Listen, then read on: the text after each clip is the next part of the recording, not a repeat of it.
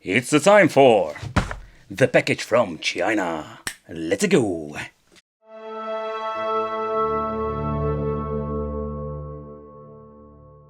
Hey, welcome back to the channel. It's awesome that you're tuning in.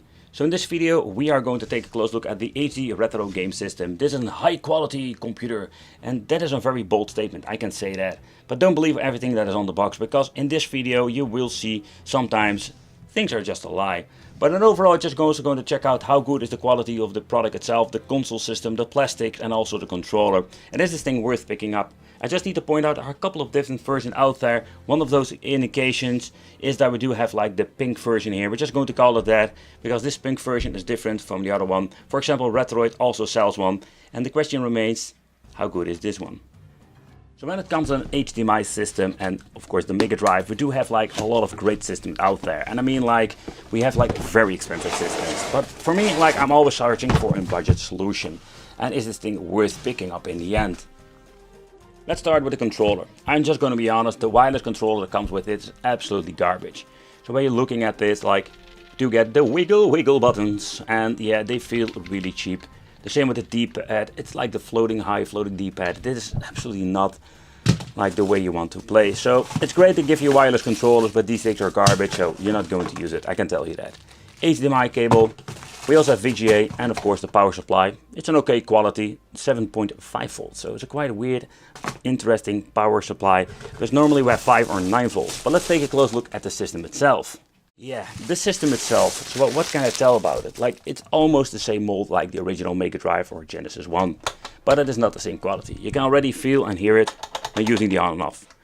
And yeah, we do also have the slider for the headphone. I think it's pretty damn cool thing that they did this. The reset feels cheap.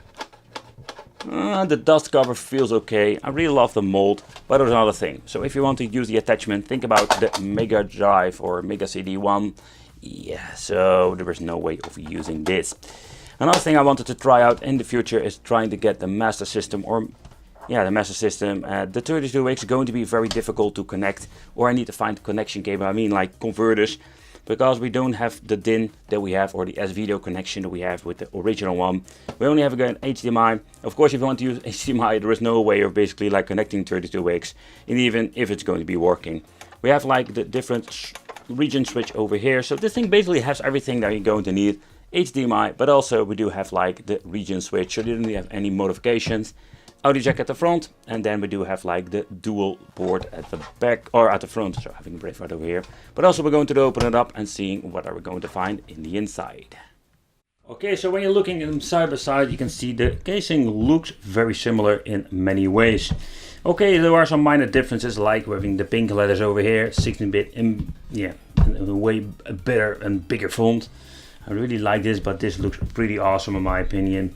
There is no decal of the official Sega, the old school 90s button switch, and the cheap China version. Oh. But if you're thinking, hey, let's get myself an HDMI version and connect it with my Sega CD, nope. They have the cover, but we don't have the connector. But let's take a close look at the back. Here we're having the switch, where we can switch between the regions. I think it's pretty cool that it has it. HDMI connection, the AV out, and the power in. And that's it. Okay, so let's try an original game. Let's see how it fits. Okay, so it clicks in very well, but it doesn't come out that easily. Let's try it again. No, the pins are not like the original system.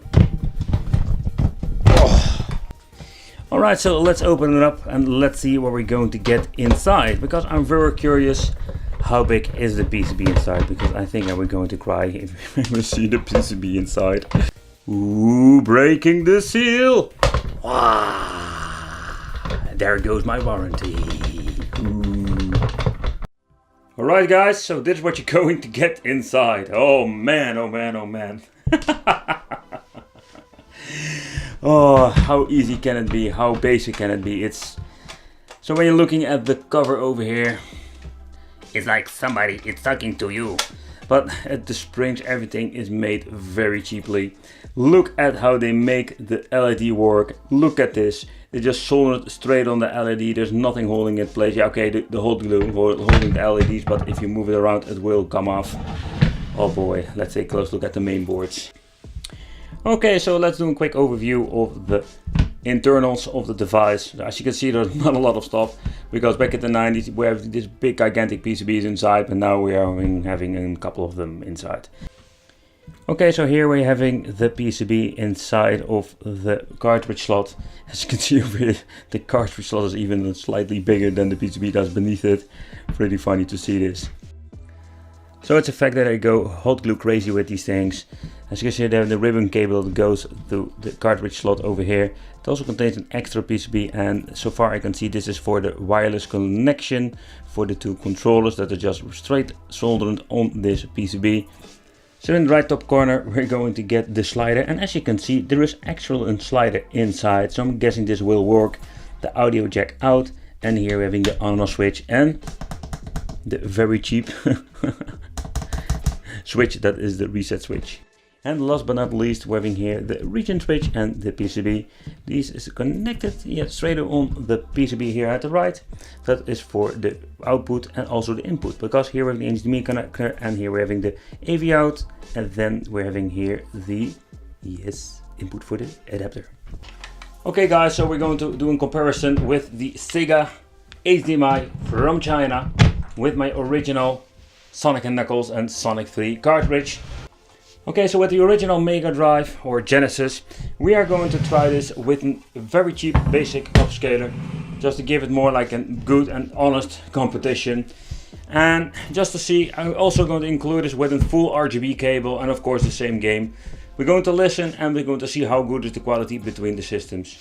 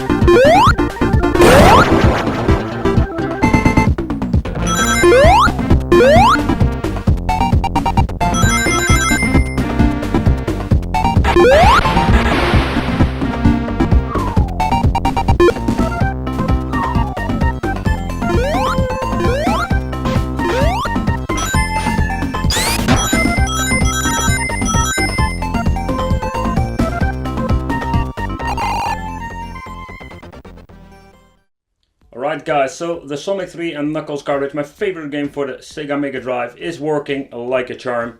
Yeah, not even talking about the audio quality, but I do like it that it works, because a lot of clones have problems with the dual cartridge. But sadly, with my Mega EverDrive from my friends from China, it doesn't work. So let's grab ourselves a different EverDrive. Let's see that we're having a better result then. Yep, and with the Grid EverDrive we're going to get the same result. Okay, so let's try a different multicard now. The original that came with it, the 1801, also works. But I just wanted to see if another multicard also works with the Chinese HDMI Sega. Just want to check out a different region of the game Turtles Tournament Fighter. And of course the original game, so this will work like a charm.